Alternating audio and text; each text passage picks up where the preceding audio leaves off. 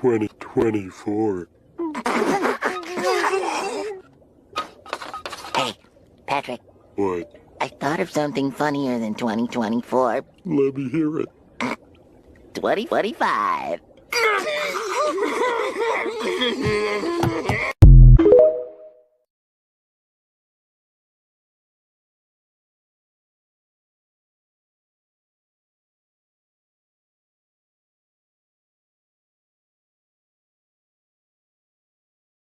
Let's try that again. Good evening, good evening, good evening. As we say, goodbye, sayonara, arrivederci, adios, au revoir to 2024. And boy, is 2024 trying to skedaddle with a bang. But, where to start? You know what? Let's wrap up the Christmas fever with a through the roof Christmas story, if you will. After all these years, just the thought of it, it's just a lot to get it all up and get it done. It's a lot of work.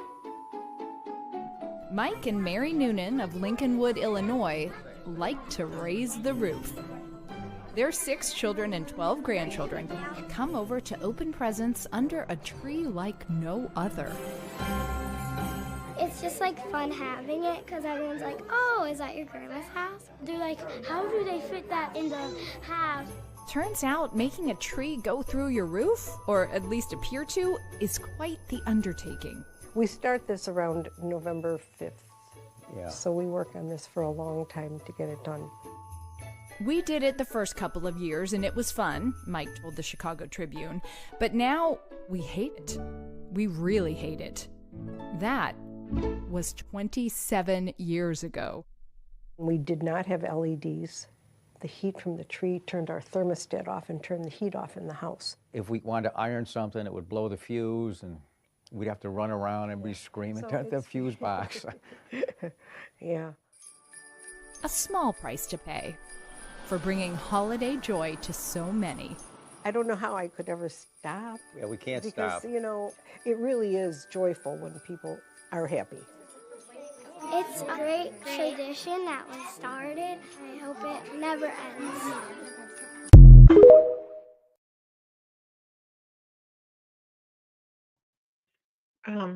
Why did you start it? But yes, you indeed can stop it. I will never understand people feeling obligated to spend their money. Because what's going on the rest of the year with that hole in the roof? Nobody's asking the important questions. 2, you're talking about, oh, it brings so much joy to people. Are you letting these people in your house? Because your family would be happy with a regular tree, because to get the full effect, they would have to be all up and through your house. So they're going through bedrooms. They get like, just stop. I promise you, nobody's gonna miss it that much. Just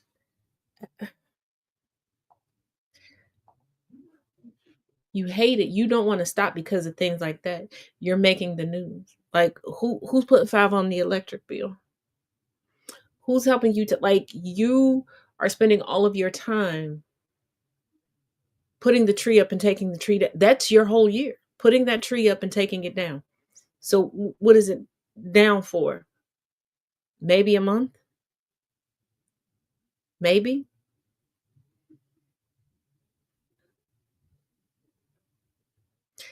Absolutely not.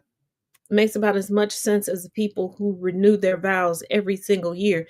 Talking about, well, if you're concentrating on planning a wedding, you can't concentrate on cheating. You also can't concentrate on the relationship. Mariah Carey, Nick Cannon. And you find out a lot of these couples that do this renewing of the vows every year, one, they have enough money to be separate from each other till those vow renewals. And that's all they have. That's the one and only day anybody can honestly say that they see them together. But you like it, I love it. I'm going to skip over it and jump it, but you know. It is what it is. Oh, yeah. Have y'all thought that sneaky little habit of bestiality left us well before 2024? No. But can we leave it on this side of the clock? Take a look. This here is Richard Decker. He was calling farms in New Jersey requesting to sleep with their cows and horses, and when they declined his request, he threatened them. And when police went to his house and raided it with a warrant, what they found was pretty disturbing.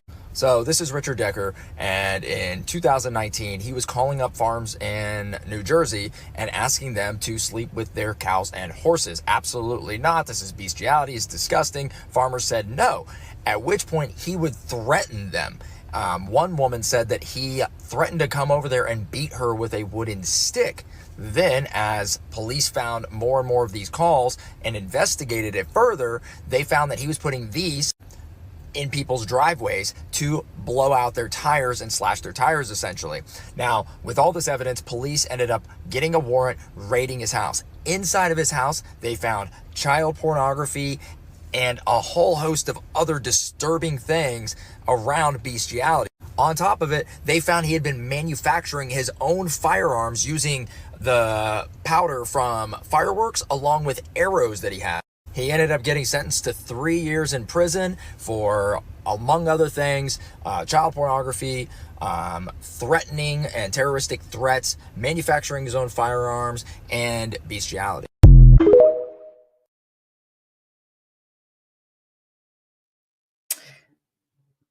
But tell me again who the savages are. And before you twist yourself to go, but Taz, that's an isolated incident.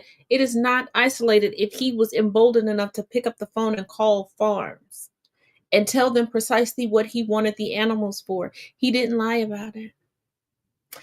And for him to go to that extreme, that means that other people agreed to it, that he was used to, he was accustomed to his requests being met.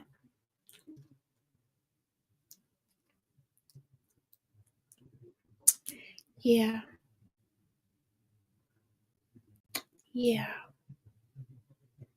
And that, coupled with the whole Telegraph situation, the group chat, and people ranging from, not people, men ranging from, well, boys and men from 10 to well past middle age, talking about sexually assaulting women, specifically women within their families, mothers, sisters, female cousins, aunts, etc., sharing videos, sharing tips and tricks on how to do it.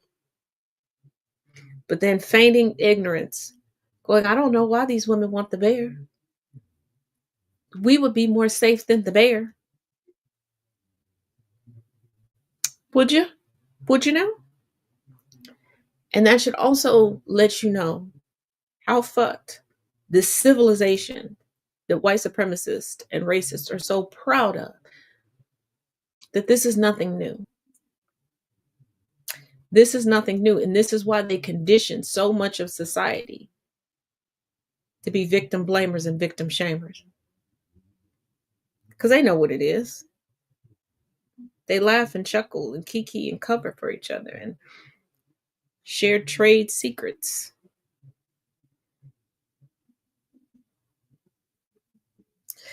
Before you go, it has.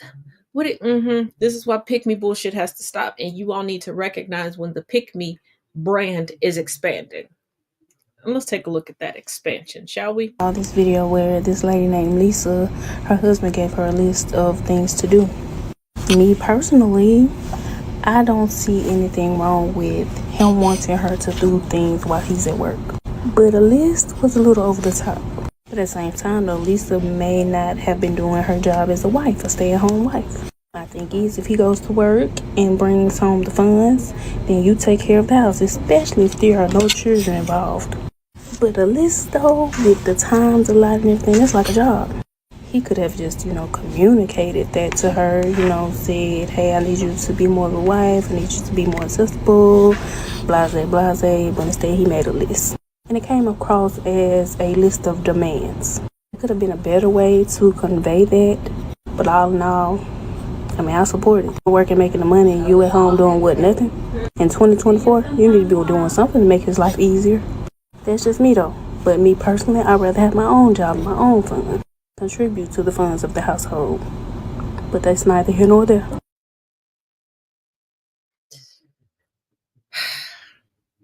Being a stay-at-home anything is a job. Number one. It's a relationship. It's not a dictatorship for either side.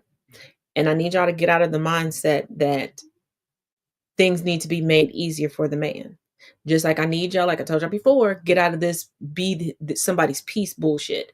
You need to be your own peace. Now you can come together with somebody else and y'all can help maintain peace. Y'all can help increase peace. But that be your peace, I need my peace is code, whether you want to admit it or not, is don't hold me accountable for shit. Let me treat you how I want to treat you. You can't complain. That's the peace. But stop acting as if a man having a job means that he's the only person that has stress, because these are the same people that I've been working all day outside the house. I don't want to come home and work. That lets me know you know that that's work. But she says that's not her cup of tea, but she wants to convince other women that that's their cup of tea. That's what she would think on the surface. No, it's not. She wants to be a kept woman. See, people conflate kept and stay at home, wife or mother, as if they are the same. They are not. Kept is you don't do anything at home unless you want to do. You have a full staff. You got all of this. Stay at home wife, stay at home mother. That's the CEO, the COO of the family. It's just her full-time job is taking care of the household. She's not splitting it between another full-time job outside of the house or within the house if she is able to work from home. This woman is aligning herself to get with the man to try to dupe him into putting her into that role by promising like, oh, well, I don't have a problem bringing in X, Y, and Z. But if you let me stay home, then I will promise you blah, blah, blah. But that shit gets old quick. Just like you sick and tired of your current 9-to-5 and that brick and mortar, you're going to be sick and tired of trying to be cooking with Kaya every goddamn day. Just saying. But baby, that ain't the only one. Let's take a look, because they come in all ages, shape, sizes, and colors. We not only know more about you, we've told everybody else about you. The black woman is the only woman in America who goes out publicly and talks about her man. We don't know what the Chinese man do. We don't know what he does, how he act in the house, how he deal with shit. We don't know that. We don't know what the Arabs do. There's a lot of people here. We don't know what those men do. Yes, we do. Yes, we do. And I need this lie to stop expeditiously. That definitely needs to be left in 2024 and never be carried into 2025, 26, 27, whatever. Okay? Stop acting as if black women are the only ones that have gripes publicly, because the ones that gripe about black men the most don't look like us. They're the ones that are told that they are the preference and are lied to by a subset of black women, and that walk around out here and tune up their nose and try to give black women such grief just for existing. And then when they get their ass handed to them and that man leaves them, then they wake up and catch it. But no, we do know how Chinese men act. We do know how Korean men act. We do know how Hispanic men and Latino men and Arab men and Iraqi men. We know how all of them act. But you want to know who we know how they act the most? White men. White women will make their entire personalities about their men and how they're treated, whether good, bad, or indifferent. There are white women who have become content creators and influencers all based upon how their husbands treat them, good, bad, or indifferent. We get the nitty-gritty damn details. And sometimes these women will embellish or just flat out lie on how their husbands treat them or don't treat them to make it, because they will create something from experience or living vicariously through somebody else that's so believable and relatable to other white women or other people in relationships with white men that it takes a while for people to find out. A few years ago, it was like 2.5 years ago at this point, there was a woman acting like her husband was like the sloppiest man out there, wouldn't help with anything, to the point where he snapped and made his own TikTok account and was like, no, it's her. She's doing this. I'm not doing any of that. So stop all of this. Oh, only black women. Da, da, da, da, da. All these other women are more positive, and what gets me are the black women who say this. And it's like, who do you think is going to choose you if you're saying that we should never be chosen, that we can't be trusted, that we're not loyal, that we're not loving, that we're not all of this? Baby, you are the we that you're talking about. You are the they that you're pointing a finger at.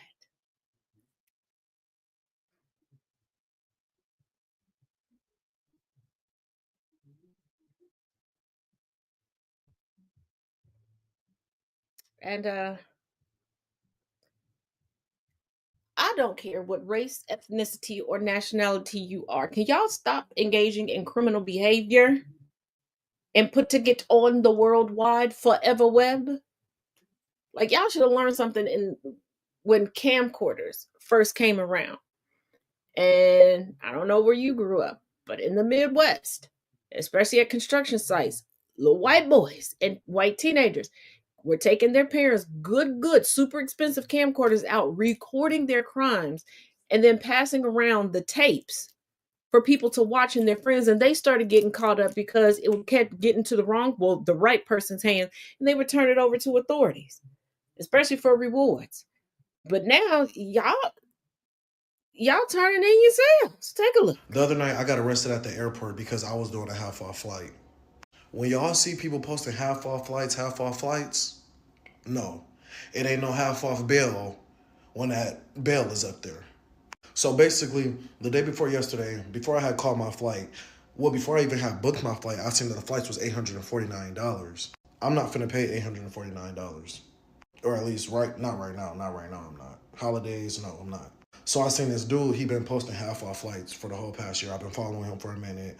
I've been seeing that people actually been getting the flights done and doing what they needed to do. But like it always go, God always got to show an example with me. He always got to show the example with me. I'm always the one he gonna show it with. So I'm walking up in the airport. I get through the security, everything, boarding pass, woo. So now, as I get up to the gate, like we about to start boarding, I showed her my boarding pass. She starts telling me it's saying the boarding pass was refunded or... No. She couldn't find... This is how it went at first. She said she couldn't find the boarding pass. The boarding pass is not uploading, like it's not coming up. Is there anything else I can show her? Some type of shit like that. So now I'm like, no, this is all I can. Like, what is you talking about? So then she ends up telling me that I need to go to the front desk. Like, I need to go to the American Airline people part and ask them what's going on so they can have the ticket printed out or some shit like that. So as I'm walking up there, I start noticing that I see two police officers like not too far behind from me. But I'm thinking like they just there for security measures and shit like that. It's the airport. So now as I get up to the front desk, I'm asking the lady like, what's going on with my ticket. She starts asking me for my confirmation number and all of that. So I'm giving her my confirmation number. I'm giving her everything she needs. Next thing you know, the officers come walking right up behind me asking me, hey, are you... stated my name, and I said yes. And they asked me if I was having any issues with booking my ticket, like with my ticket being booked. I said yes, I do. For some reason, I can't board right now. Then they go and say, was the card you used under your name? I just said no. I had a friend book it for me. They ended up saying, well, we need you to get that friend on the phone right now so we can confirm that this is his card numbers, because as of right now, it's pushed back for fraudulent activity, so that's why you're not able to get on your flight. So now I'm blowing up his phone. Nothing's going through. Like, I'm trying to figure out what the fuck was really this half-off flight shit. And after like 15 minutes of him not answering, they sat there with me. They told me that I had to put my hands behind my back and that I was getting arrested for some fraud shit and identity theft. And yeah, I just got out this morning, but that half-off flight shit, this is not valid, no.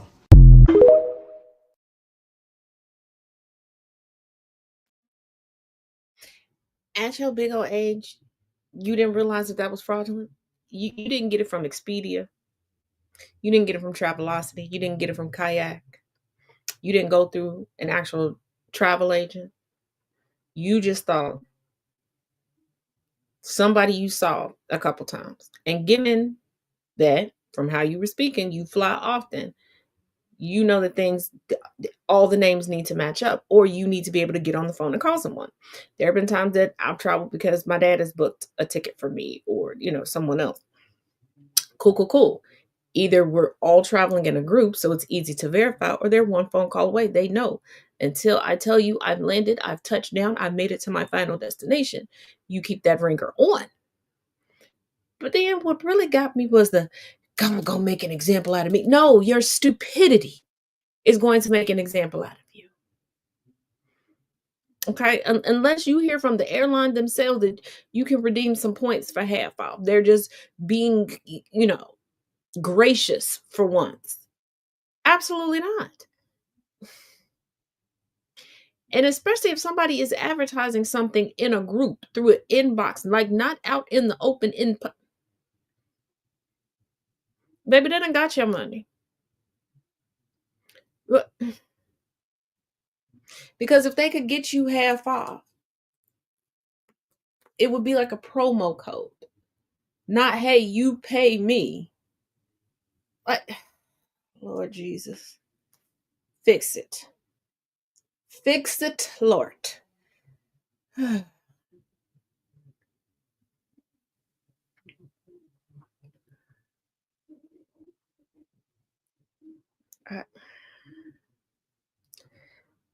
Now, there's a whole conversation that's been going on TikTok for a while now due to a movie that is set to come out. And people in the UK, specifically white people in the UK, are so flabbergasted that the vast majority of people in the United States don't know who Robbie Williams is. And it's like, okay, fine. Like, Black people, like marginalized people, we know that there are people who mean something to us that, hey, folks in our same country may not know about. That's cool. We're not going to be like, oh, you should know this person because they're great to me. Absolutely not. Absolutely not. But you also have to realize that around the world, there are places that are so ingrained in believing that everybody wants to be white that once they determine a white person to be the standard, they believe that everybody has to automatically know who they are because everybody's clamoring to be that standard. But singer Eric Benet gives an interesting perspective. Take a look at this. Okay, yo, I just want to give my opinion in the interest of making posts about shit that don't really matter at all. I want to give my opinion about this Robbie Williams movie and phenomenon. For those who are not familiar, Robbie Williams for decades has been this massive star. Everywhere in the world, pretty much, except here in the United States, which is kind of weird because usually there's some collateral success, here in the States if there's massive artists in so many English speaking countries, right? There's some kind of but not here. We ain't never fucked with no damn Robbie Williams. And I just wanted to give my my thoughts on that as my perspective as a recording artist, because a lot of people here ain't never heard of Robbie Williams before, but I've been hearing about Robbie Williams obviously because of what I do for the past 3 damn decades. Because he's been selling out stadiums and tours on a cataclysmic level. He's massive star. People in the States, we really don't get how big of a star he was. And I always thought it was just so weird. Nobody knew who he was, let alone didn't like his music. And my sister, my oldest sister, Audrey, she's somebody who I've always felt like her musical taste is really aligned with mine. And she would always hear some, as far back as in the 90s, she would be like, oh, little brother, you got to hear this Robbie Williams song. It's so dope, whoop, whoop, whoop. And she would always be trying to put me on to Robbie Williams. And music, for me, usually falls into 3 different categories, regardless of the genre.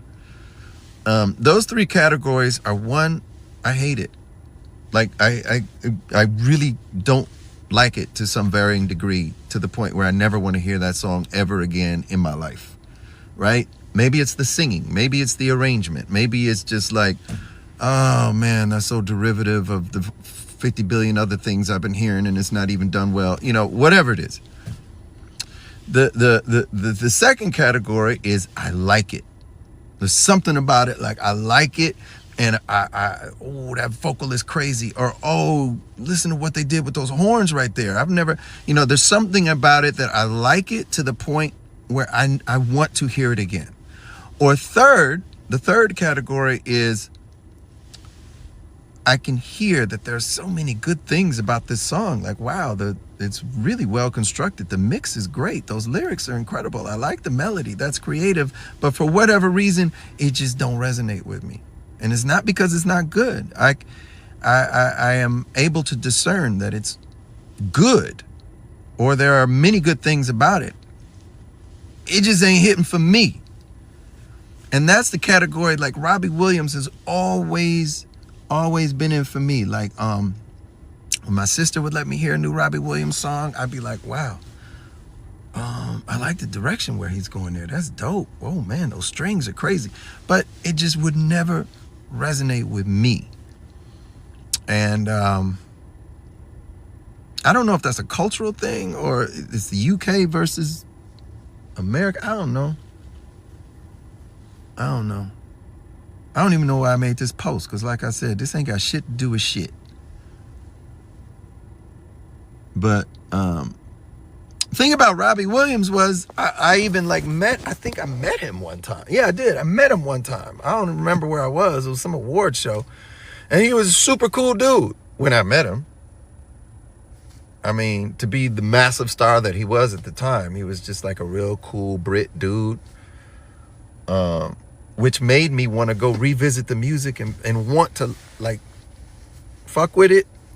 But it was the same reaction every time. Like, wow.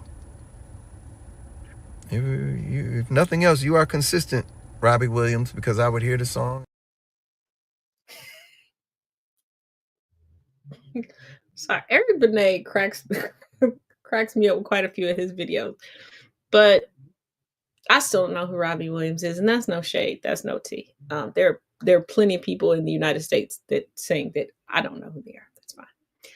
But there was one person that said that Robbie Williams, all of his music sounds like it comes from the early 2000s, and that he keeps making the same song over and over again. I don't know if that's true or not. I don't know.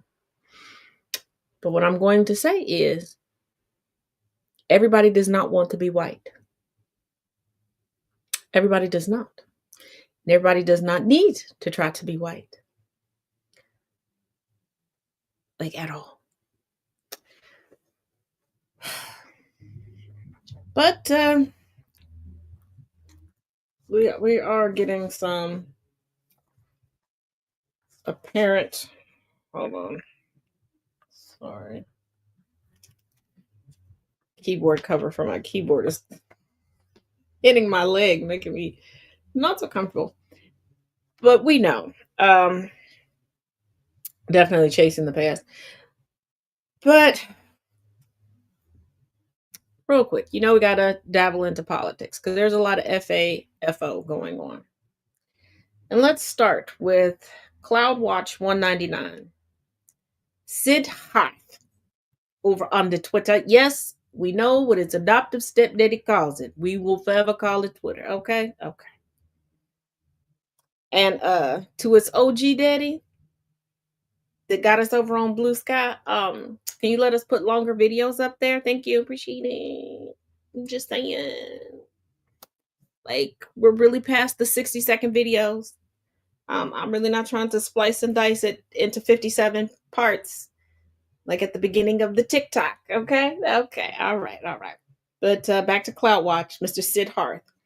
I'm deeply questioning my decision to support the Republican Party after witnessing the persistent and dehumanizing attacks directed at me and my community by individuals who, despite hiding behind a veneer of respectability,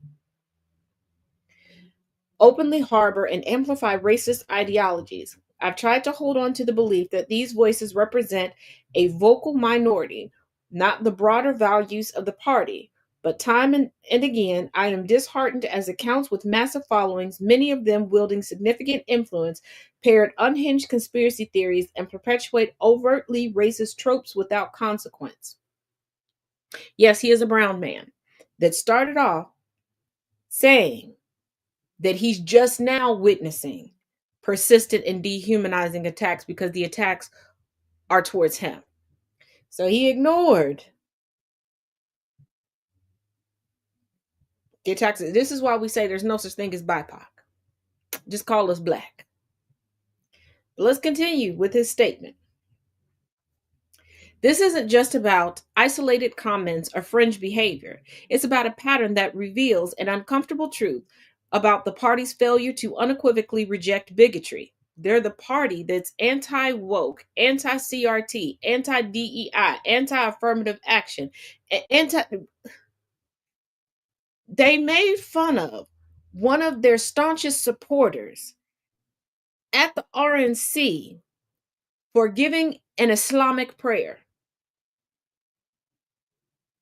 but then welcomed her again when Trump nominated her for a position, then remembered who she was and went back to the racism. These are the same people who spewed racist attacks against the vice president-elect's wife, even though she was coddling them and reinforcing all of their talking points. But okay, see, that's the problem with those that embody, that love to internalize racism and white supremacy. They individualize things to the point where they can turn a blind eye until it comes knocking at their door.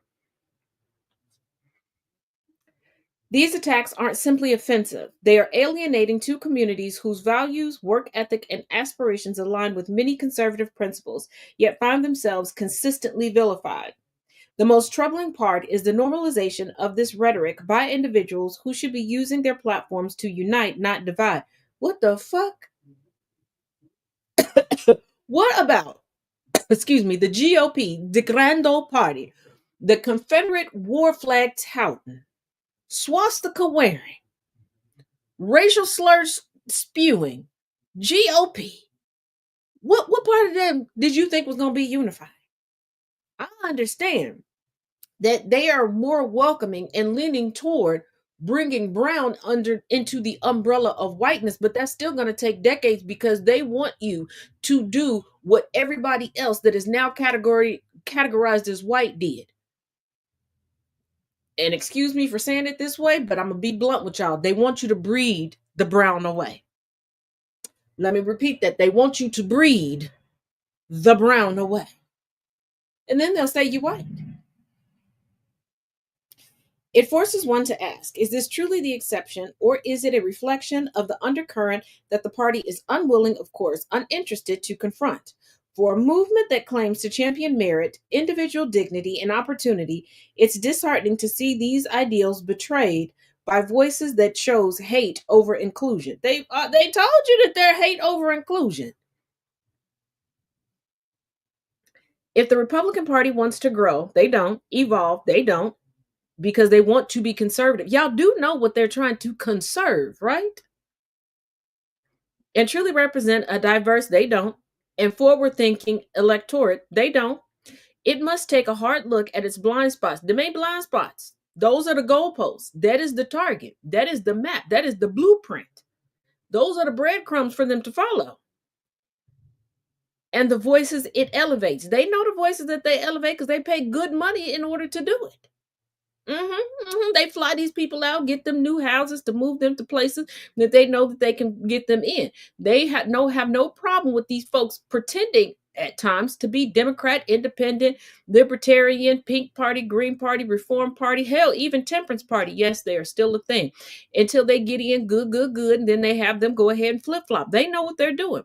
Without that reckoning, it risks alienating not just me, but countless others who once believed in its promise. They don't care because there's a new batch that's going to be indoctrinated that you helped to indoctrinate that's going to guzzle the glizzy until maybe they wake up, maybe they don't. They don't really care. As long as they can keep getting your vote, votes and your support and your money, they don't give a shit. They're not going to get any better because you refuse to listen. You refuse to admit that you are on the receiving end of racism. You want to act as if you are above. You want to look at every other melanated person and go, you just have a victim mentality.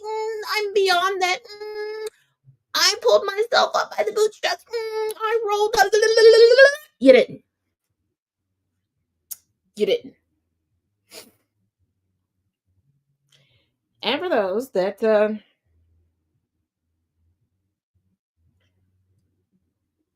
might be wondering why I say that they don't have a problem with brown people breeding the brown out of them, I think you need to look into the history of a lot of people who are now protected under the umbrella of whiteness that didn't start off phenotypically, texturally, coloristly white. And you can still see remnants of their origins, of their ancestors in them. Look at Italians. Now, coming from Mediaite, MSNBC panel warns Trump has a problem, caught between MAGA feeling brown people bad and Musk wanting foreign workers. Musk needs foreign workers because remember, he keeps cutting back on everything because these H-1B visas, you don't have to be the best of the best in that arena to get that visa. But you can't switch jobs. You can't switch companies. You can't negotiate your wages, your hours, your nothing.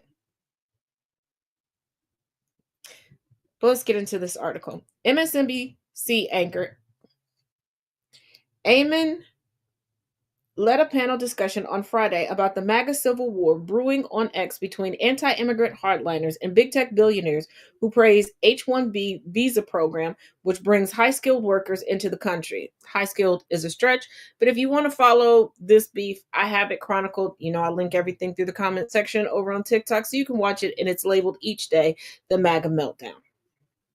Now, Eamon began by introducing his panel of Eugene Daniels, an MSNBC political contributor and co-author of Politico's Playbook, a must-read in Washington. Also with us, Rick Wilson, co-founder of the Lincoln Project, and Molly Jong Fast, special correspondent for Vanity Fair and MSNBC's political analyst, and eventually asked Wilson for his take. Rick, that did not take long, and I'd love to start with you and get your reaction to this Christmas immigration MAGA civil war that is playing out.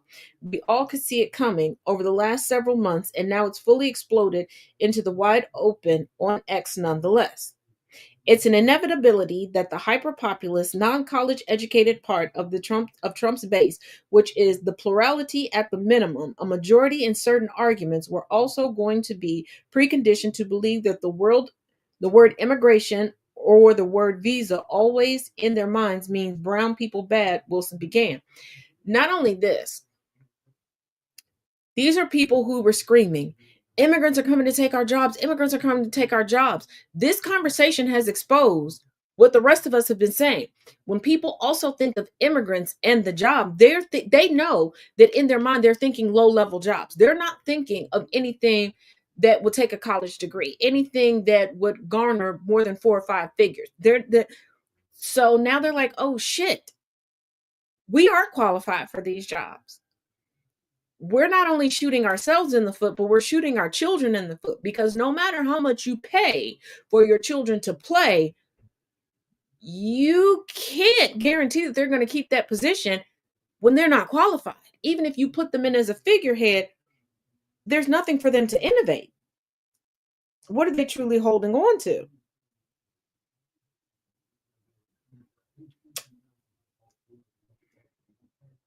But people are more willing to accept brown people in certain roles. Doctors, engineers. It's that indoctrination, that racism, because that model minority myth is aligned to the Asian community. The brown people are part of the Asian community. People don't like to say it. People like to act like they forget that until instances like this. And on top of that, these white men are being talked to how they talk to black people every single day. What was that? Don't be a victim. Just educate yourself more. Just work harder. Get more connections. That's what you told us black women. And we did that. And you still don't think that's enough. That's okay. That's why now the running joke regarding black women is don't let us get bored. We'll just get another degree. Now, people are very, very, very up in arms that Michael Vick has a new job. Now, they refuse to forgive this man for a crime that, yes, he served time for, but he didn't actually commit. Not enough people are talking about the fact that he was convicted for something he didn't actually do. It happened on his property while he was on his actual job, doing his job away from home. He didn't set anything up. From everything I saw, he didn't know what the fuck was going on until shit hit the fan. But nobody wants to forgive him because it involved animals. But they are quick to forgive and raise money for motherfuckers who kill us. But I digress.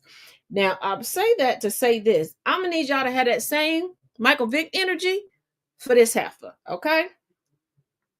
Now, I know how some of y'all feel about the New York Post, but we coming from the New York Post today, okay? Okay. Texas cheerleader 17 charged with animal cruelty for fatally poisoning her rival's show goat in ugly jealousy act. Now, this bitch, this bitch is unhinged, okay? Put her in prison and treat prison like a 1910 asylum for women. Don't ever let her out. Bring back shock. Put her in an ice cold bath for 23 hours a day. You gonna understand why I say this. And this is one of those, I could see her escalating past animals very, very quickly. Follow along. This trigger warning. Trigger warning. Heavy trigger warning. A teenage cheerleader in Texas is facing felony charges after allegedly using pesticide to poison and kill a rival's competitive show goat at their high school in an ugly display of jealousy, according to an arrest affidavit and the goat's owner. Aubrey Van Landingham, a 17-year-old senior who participated in competitive livestock shows with her own goat, reportedly confessed to deliberately poisoning the goat Willie on October 23rd, according to the affidavit obtained by CBS Austin. Security footage obtained by police showed a female student at the Vista Ridge High School's barn facility using a drench gun to force feed Willie a toxic pesticide, bleach. And she did it 3 times before it would take. She kept chasing the animal down and forcing it. She used the internet. She used her computer to verify, research all of this, and then used the same computer to try to figure out how to wipe her search history. The 6-month-old goat didn't go easy and tried to escape, but was ultimately trapped and forced to drink the pesticide, according to the footage. And just so you know, I don't know if you could, but Sister Girl is, yeah, she's unfazed in this mugshot. The student, identified by investigators as Van Landingham, left but returned to check on Willie twice within 2 hours before calling her peer's mother to let her know the goat wasn't well.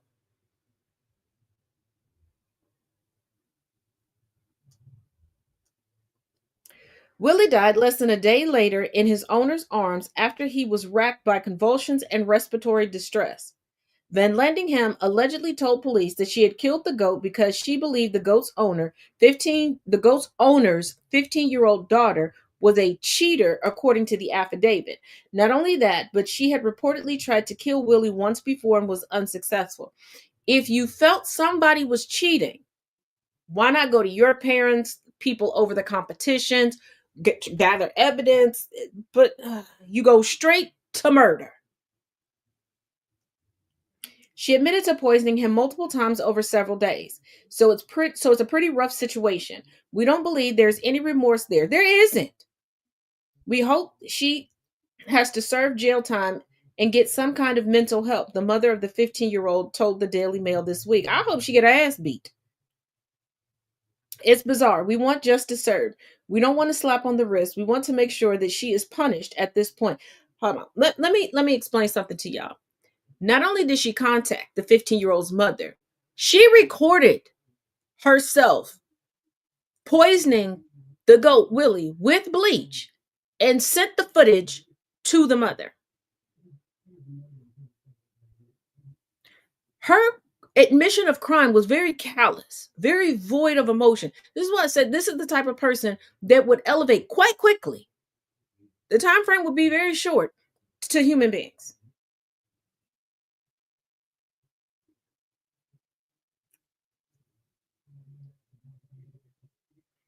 And yes, I'm aware that these competitions get down and dirty. They can get ugly, but that's going too far. Okay, that's going to, and what's going on in Texas, because I'm old enough to remember, and I believe that there's like a documentary or docuseries out about it now, but the mother of a Texas cheerleader back in the day, I think it was like late 80s, early 90s, that would tried to hire a hitman to take out her daughter's competition. Like, what the fuck? But y'all tell us that we want handouts, that y'all want y'all mediocrity to shine supreme. In the moment that you realize you or your children cannot compete, you go crazy. Y'all worried about gentle parenting. I'm worried about the fucked up perpetual parenting of those that have placed themselves atop the racial hierarchy. Because I'm also old enough to remember the case in Ohio where a young man got pissed off and killed his parents because he fucked up, got put on punishment, and they took his games and locked it up in a safe and told him he couldn't play for a while until he got his act together. Wasn't abused, wasn't beat, wasn't cussed out. And I think that it was a very appropriate punishment. You don't want to do right? Okay, we're going to take something that you get enjoyment out of as incentive for you to get it together, because in the real world, as an adult, you fuck up, all of your freedoms are taken away until you get it together. Well, when they determine you done got it together. They not coming in checking to see if you got better, and then they're going to let you go. They just decided it's going to be 50 years before we decide you got it together. Maybe. We're going to take a vote close to the end of these 50 years. So buckle up, buttercup. Also, side note, regarding the Man Act, the series, the first two parts of the series are available on this channel. They're in the playlist marked Travel Through History with Taz. And I'm going to do my best to start populating that with more content. And start in 2025 adding more of the anti-racism journey from TikTok over to this side. And also tomorrow on this channel, as opposed to on TikTok, we will continue with the book Lies About Black People. We are now up to chapter 16. So tell a friend, bring some snacks. Y'all know how it is. But real quick, to round out the show, coming from the Associated Press, new 2025 laws hit hot topics from AI in movies to rapid fire guns. Okay, I don't know why this is off the page like that. Okay. Artificial intelligence, abortion, guns, marijuana, minimum wages. Name a hot topic and chances are good there's a new law about it taking effect in 2025 in one state or another. Many of the laws launching in January are a result of legislation passed this year. Others stem from ballot measures approved by voters. Some face legal challenges. Here's a look at some of the most notable state laws taking effect. Hollywood stars and child influencers. California, home to Hollywood and some of the largest technology companies, is seeking to rein in the artificial intelligence industry and put some parameters around social media stars. New laws seek to prevent the use of digital replicas of Hollywood actors and performers without permission and allow the estates of dead performers to sue over unauthorized AI use. Parents who profit from social media posts featuring their children will be required to set aside some earnings for their young influencers. A new law also allows children to sue their parents for failing to do so. Social media limits. New social media restrictions in several states face court challenges. A Florida law bans children under 14 from having social media accounts and requires parental consent for ages 14 and 15. but enforcement is being delayed because of a lawsuit filed by two associations for online companies with a hearing scheduled for late February. A new Tennessee law also requires parental consent for minors to open accounts on social media. NetChoice, an industry group for online businesses, is challenging the law. Another new state law requires porn websites to verify that visitors are at least 18 years old. But the Free Speech Coalition, a trade association for the adult entertainment industry, has filed a challenge. Several new California measures aimed at combating political deepfakes are also being challenged, including one requiring large social media platforms to remove deceptive content related to elections, and another allowing any individual to sue for damages over the use of AI to create fabricated images or videos in political ads. School rules on gender. In the first nationally, California will start enforcing a law prohibiting school districts from adopting policies that require staff to notify parents if their child changes their gender identification. The law was a priority for Democratic lawmakers who wanted to halt such policies passed by several districts. Abortion coverage. Many states have passed limiting or protecting abortion rights since the U.S. Supreme Court overturned a nationwide right to the procedure in 2022. One of the latest is the Democratic led state of Delaware. A law there will require the state employee health plan and Medicaid plans for lower income residents to cover abortions with no deductible co-payments or cost sharing requirements. Gun control. A new Minnesota law prohibits guns with binary triggers that allow for more rapid fire, causing a weapon to fire one round when the trigger is pulled and another when it's released. In Delaware, a law adds colleges and universities to a list of school zones where guns are prohibited, with exceptions for those working in their official capacity, such as law officers and commissioned security guards. Medical marijuana. Kentucky is becoming the latest state to let people use marijuana for medical purposes. To apply for a state medical cannabis card, people must get written certification from a medical provider of qualifying condition such as cancer, multiple sclerosis, chronic pain, epilepsy, chronic nausea, or post-traumatic stress disorder. Nearly 4/5 of U.S. states have now legalized medical marijuana. Minimum wages. Minimum wage workers in more than 20 states are due to receive raises in January. The highest minimum wages will be in Washington, California, and Connecticut, all of which will top $16 an hour after modest increases. The largest increases are scheduled in Delaware, where the minimum wage will rise by $1.75 to $15 an hour, and in Nebraska, where a ballot measure approved by voters in 2022 will add $1.50 to the current minimum of $12 an hour. 20 other states still follow the federal minimum wage of $7.25 an hour.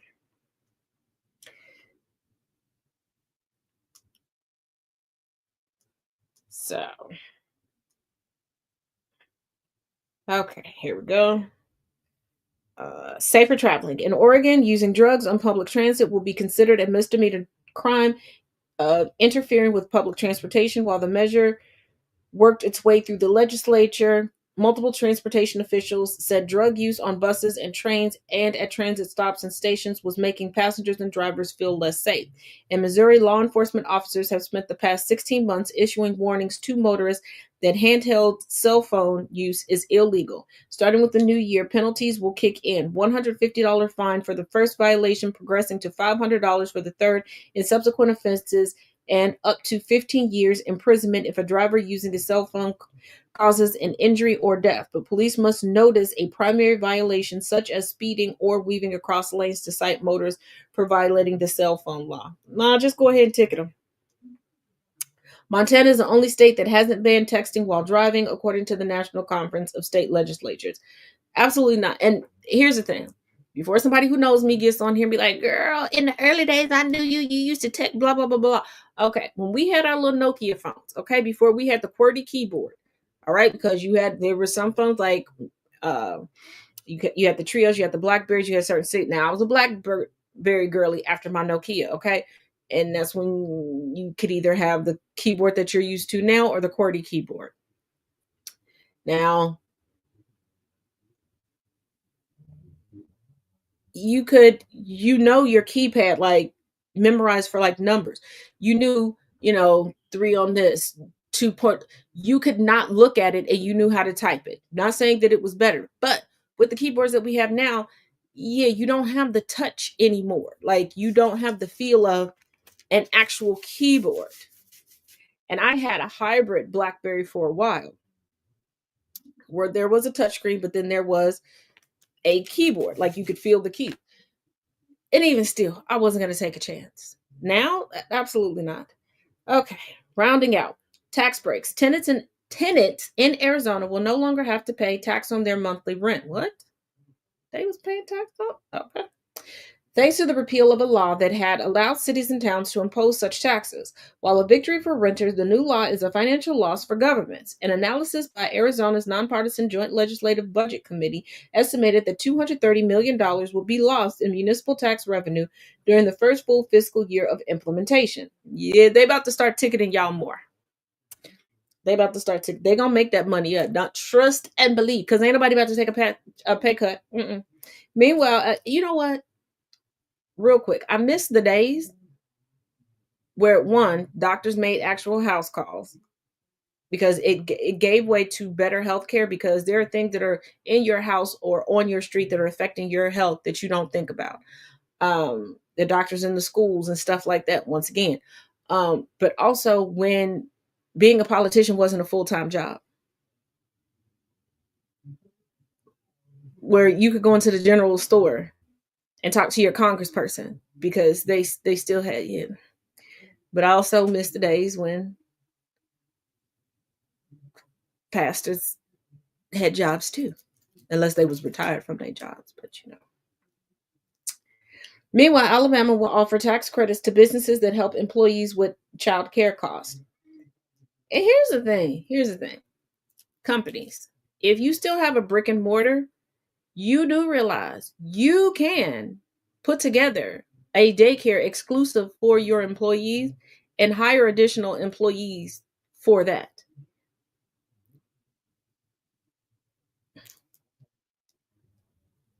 Think of it, and you can give them a discount because think of it as like the employee discount that people get when they work for Macy's, Nordstrom, etc. Kansas is eliminating its 2% sales tax on groceries, as they should. Everybody should. Like, I've never understood certain things being taxed and certain things not being taxed. Like, just stop. And in regards to the tax, why put it at the register at the end? Just put it in the final price. Like, put the price on the shelf. That's it. Like, we getting taxed from everything. Tax on your check. Tax, like, tax. Shit. With all the taxes we pull in, this country shouldn't be so damn ghetto. It is also cutting individual income taxes by dropping the top tax rate, increasing credit for a child care expenses, and exempting all Social Security income from taxes. Yeah, because you know what? Never mind. Voting rights. An Oklahoma law expands voting privileges to people who have been convicted of felonies but have their sentences discharged or commuted. At this point, just let felons vote, because you are about to let a felon into the damn White House. I said what I said, and I ain't taking it back. I said what I said. I ain't taking it back.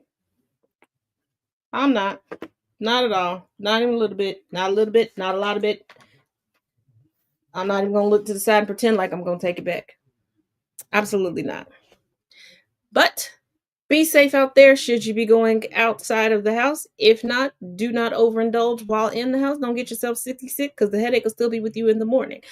Get some good rest. And I hope to see you on the flip side. Like I said, I will see you here tomorrow for chapter 16 of Lies About Black People. And as always, each one teach one, each one reach one. Get into some good trouble.